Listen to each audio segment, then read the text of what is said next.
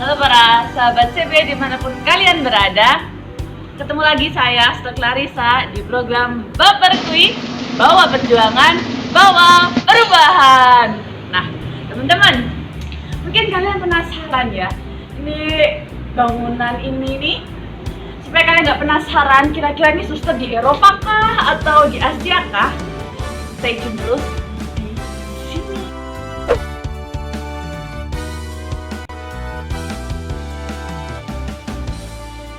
Nah, kita sudah sampai di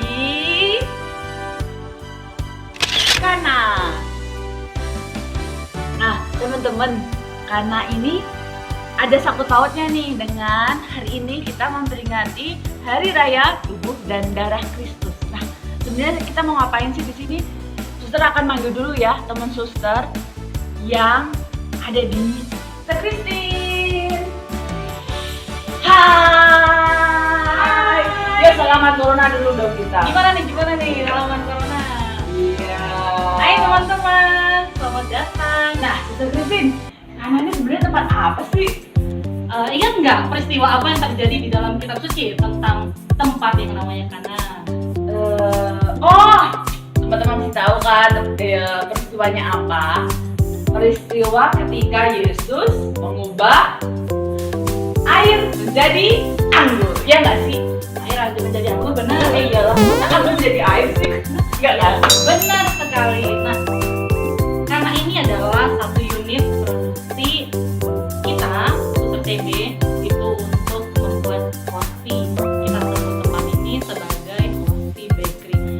Kalian mau lihat bagaimana caranya kita memproduksi roti dari yang bukan apa-apa menjadi sesuatu yang luar biasa. Nah, pasti teman-teman penasaran kan? Pasti ada yang belum pernah kesini. Maka siang ini kalian mau diajakin jalan-jalan sama Suster dulu ya. Saya ketemu lagi di nanti. Oke? Stay tune. Oke, check it out. Oke, teman-teman, di sini saya akan memperkenalkan kalian dengan teman-teman saya yang membantu memproduksi roti.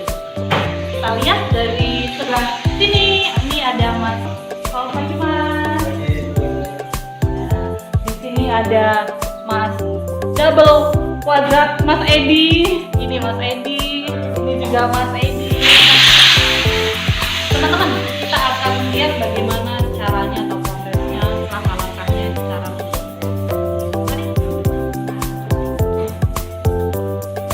Nah, kalian pasti penasaran sebenarnya bahan dasarnya untuk membuat roti itu apa sih? Mas Edi akan membantu menjelaskan. Apa Mas Edi bahan dasarnya? Bahan dasarnya hanya terbuat dari tepung dicampur dengan air. Perbandingannya adalah setiap tepung 2 kilo dicampur dengan 2,5 liter air. Ini mesin adonnya. Ini canggih ini. Dulu kita masih manual ya Mas Edi ya, masih aduk sendiri ya. Sekarang mesin.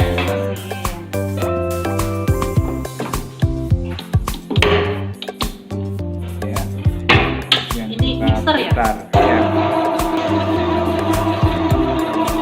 Ini kalau waktu kurang lebih sekitar 4 menit, atau kalau kita bisa lihat langsung nanti adonannya sampai kalis atau halus. Nah, Mas Edi, selama sebelum corona nih ya, kita kalau memproduksi roti itu sehari bisa berapa kilo sih? Satu hari itu kurang lebih 25 kilo tepung. Tapi nanti hasil bersihnya hanya separuh saja. Jadi kurang lebih sekitar 12 kilo. 12 kilo ya. Ini proses adonnya sudah selesai. Buat setempat.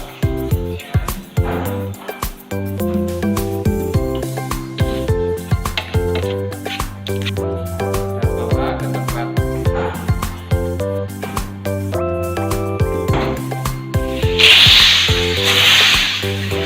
Oke, teman-teman, itu tadi bahan dasarnya yang sudah Mas Edi jelaskan. Nah, sekarang setelah menjadi adonan sampai seperti ini, sekental ini, kita akan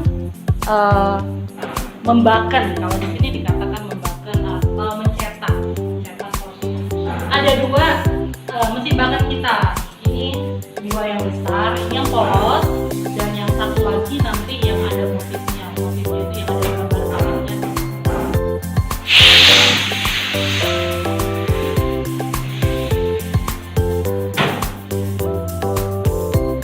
Biasa untuk roti imam ya kita sering pakai ya. Nah sekarang caranya kalian mau tahu bagaimana kita mencetak roti ini sampai menjadi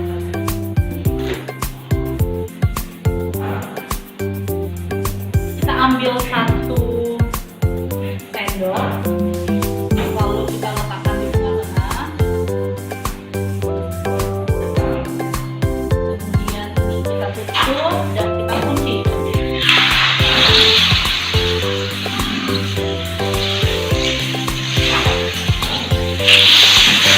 Diperlukan 1 menit, kurang lebih 1 menit ya untuk proses sampai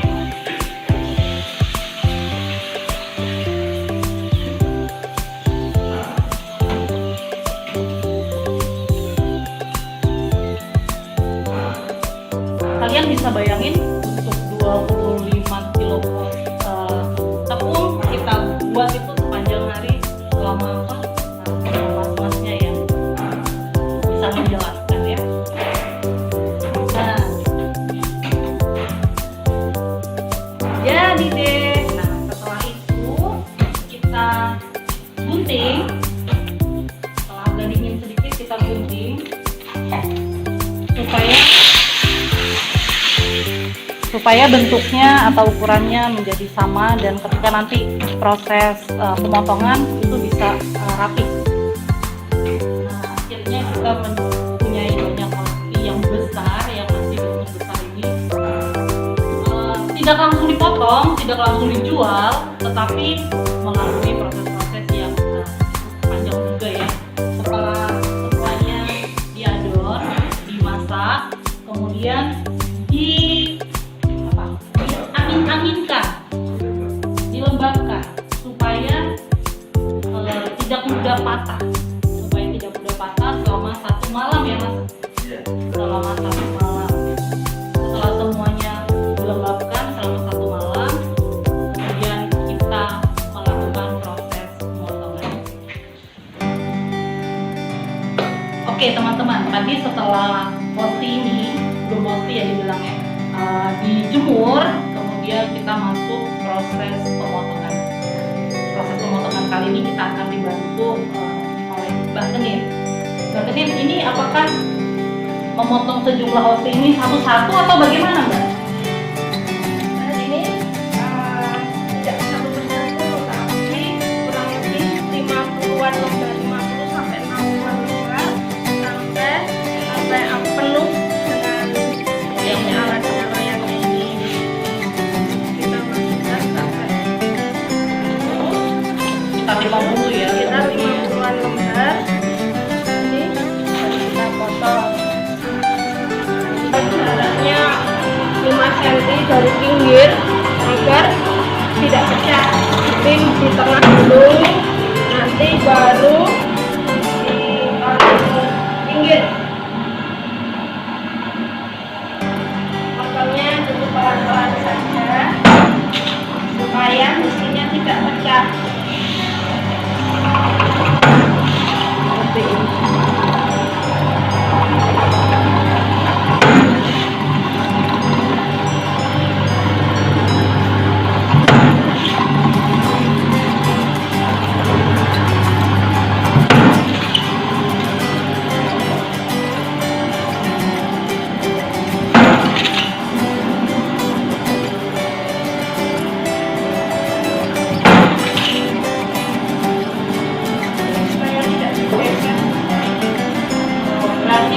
ganjel itu supaya dia tidak bergeser-geser ya. Kalau bergeser nanti mesinnya akan pecah, jadi bentuknya tidak bulat. Jadi mudah pecah ya. Ini caranya juga harus diatur supaya tidak banyak yang terbuang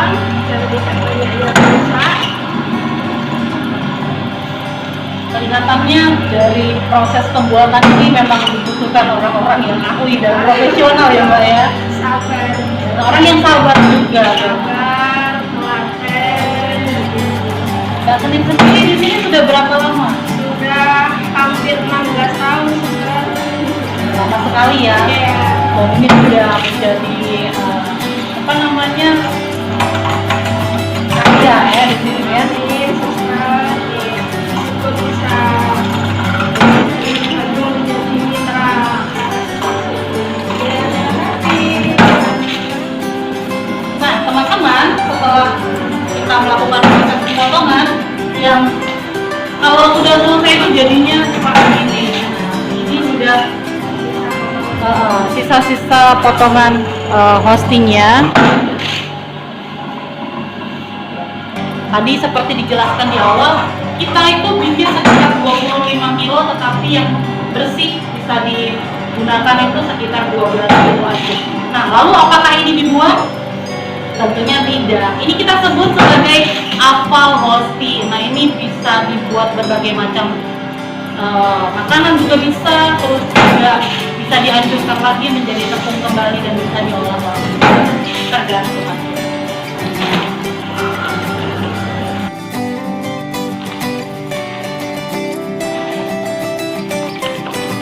Nah, setelah tadi kita selesai proses pemotongan, sekarang kita masuk ke dalam proses penyortiran. Karena nggak semua yang sudah dipotong itu bentuknya sesuai yang kita inginkan, ada juga yang patah-patah, ada yang patah-patah, kita ambil, kita sortir karena kita mau memberikan yang terbaik untuk umat, untuk gereja. Nah,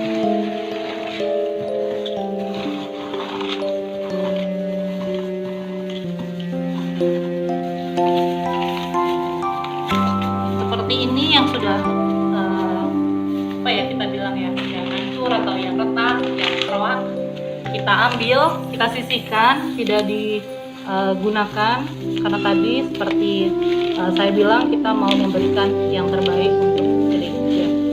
Nah, proses penyortiran ini sendiri bukan hal yang mudah ya, karena juga membutuhkan kesabaran dan ketelatenan, dan untuk itu Pak Edi ahlinya. Ya Pak? Nah, teman-teman, setelah kita selesai melakukan proses penyortiran, apakah kita langsung distribusikan atau menjual? Masih ada satu proses lagi, yaitu menyusun hiburan. Selama berapa lama Mbak? Satu malam kurang lebih 12 jam. 12 jam.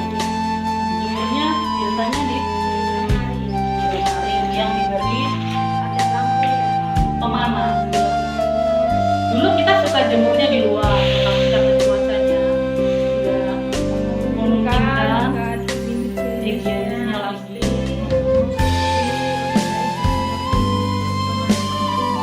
Kita lihat sih lemarinya kayak apa ya Mbak ya?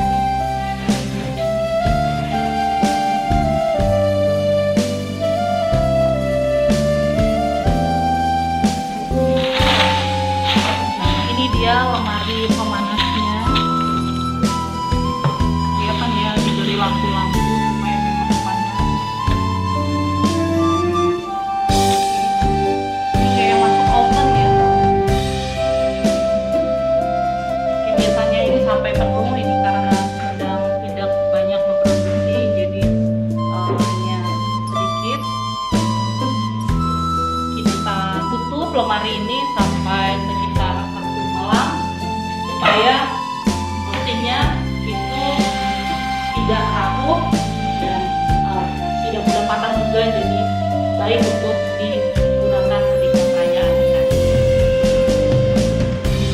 Oke teman-teman, kita melanjutkan tadi untuk proses memotong hosti. Tadi sudah memotong yang kecil dan yang polos. Sekarang kita akan melihat bagaimana cara memotong hosti yang ada motifnya, yang seperti saya sampaikan tadi. Nah, ini ada mesin pemotong. Ini untuk memotong hosti yang kecil yang ada motifnya, dan ini untuk memotong hosti yang besar bermotif juga yang biasa digunakan imam. Nah, sebelum kita melakukan proses pemotongan, kita akan cuci tangan dulu supaya bersih. Nah, ini kita memotong hosti imam yang besar.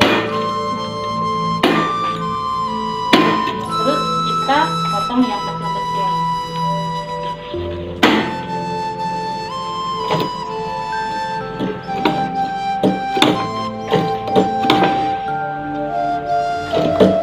Nah, setelah kita potong, kita akan melihat hasilnya seperti apa.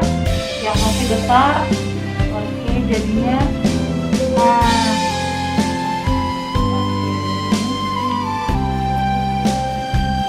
kemudian masih kecilnya, ini dia. Asing kan, seperti yang kalian lihat, seperti perayaan Ekaristi.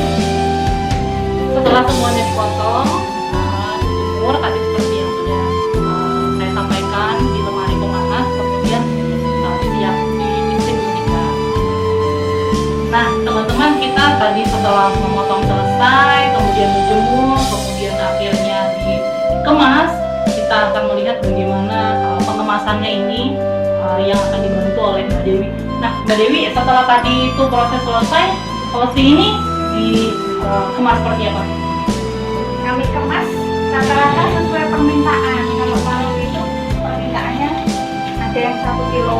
Ini 1 kilo nih? Iya, ini Wow, 1 banyak kilo. sekali ya 1 kilo ya. Kalau yang ini 2 kilo. Jadi kami tergantung permintaan. Permintaannya yang 1 kilo, 2 atau 2 kilo, atau mungkin yang setengah kilo. Oke, iya. Nah, ini kan yang minta pasti gereja-gereja. Nah, kira-kira rugi mana aja sih Mbak yang memesan atau yang meminta kita buatkan hosti ini? Kalau yang pesan di sini itu sebagian besar dari Keuskupan Agung Semarang itu 80%. Oke. Kalau yang dari keuskupan lain juga ada sesuai. Oh iya, dari keuskupan lain? Iya. Ini mana aja? Kami biasanya ngirim ke Papua, ke Kalimantan, ke Sumatera gitu. Pokoknya yang mau minta ke sini pasti kami layani sebisa mungkin. Oke, luar biasa. Ternyata hampir seluruh Indonesia ya. Iya. Kemasan untuk hosti imam kami pack isi 50 per bungkusnya. Ini yang imam. Nah, lalu kalau untuk hosti itu Mbak, yang biasanya untuk hari raya, hosti mangkok ya kita katakan ya. Iya. Itu Hosti mangkok itu sesuai dengan permintaan dari yang itu, sesuai ukuran yang diminta. oh Ya, tergantung ada yang minta diameternya 12 cm, apa 14 cm, apa 12 setengah, atau mungkin ada yang ukuran piring gitu loh, sesuai permintaan kami buatnya. Oke, luar biasa ya. Mbak Dewi, selain hosti nih yang kita sediakan, apa aja nih di showroom kita ini? Kalau selain hosti kami menyediakan lilin, terus kemudian anggur, tapi kalau anggur itu hanya untuk komunitas ziarah dan juga untuk umat yang ingin mengadakan misa ujuk, misa lingkungan, itu kami juga menyediakan selotian. Terus ada dupa itu 100. Ya. Ya. Untuk jam buka showroom ini sendiri, jam berapa sampai jam berapa? Kami bukanya jam 7 sampai jam setengah 3. Tapi kalau hari Sabtu itu hanya sampai jam 2. Kemudian tanggal merah sama hari Minggu itu kami tutup. Makasih banyak Mbak Dewi. Sama-sama. Selamat berkarya. Iya, terima kasih. Nah, teman-teman, jadi udah ngikutin Sister Christine kan? Udah dijelasin detail bagaimana cara pembuatan hosti. Nah, mungkin teman-teman tuh hanya ada yang berpikir, itu cuma tepung sama air.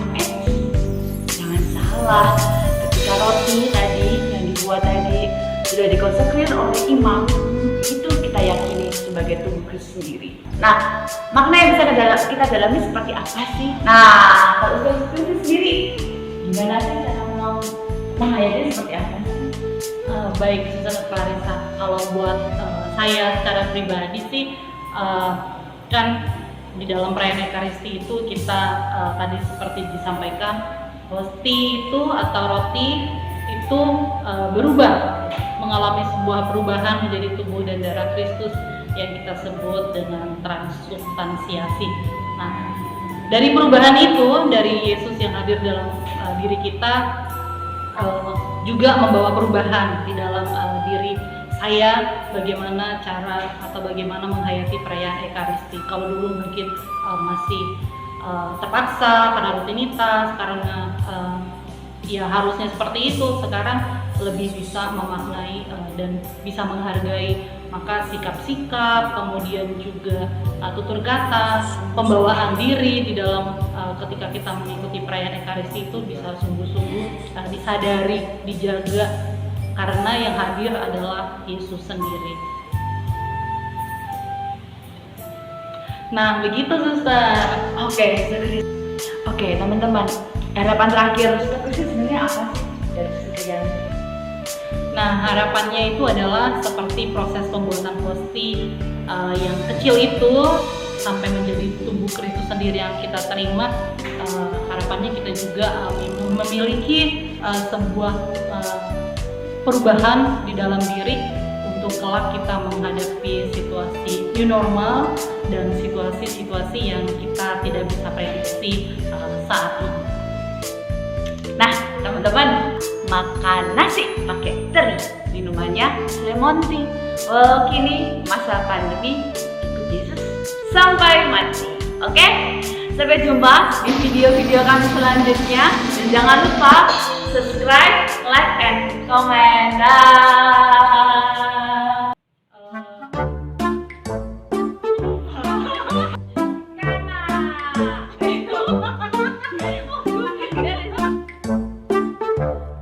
Ada makna ke dalam main yang mau kita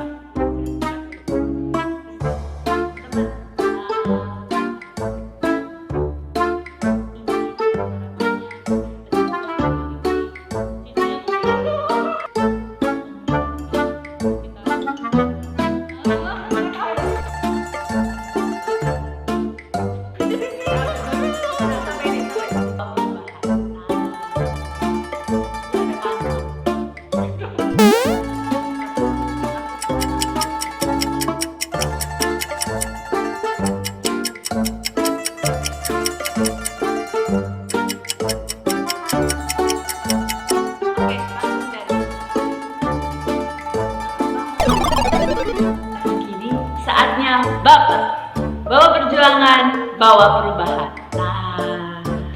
Nah,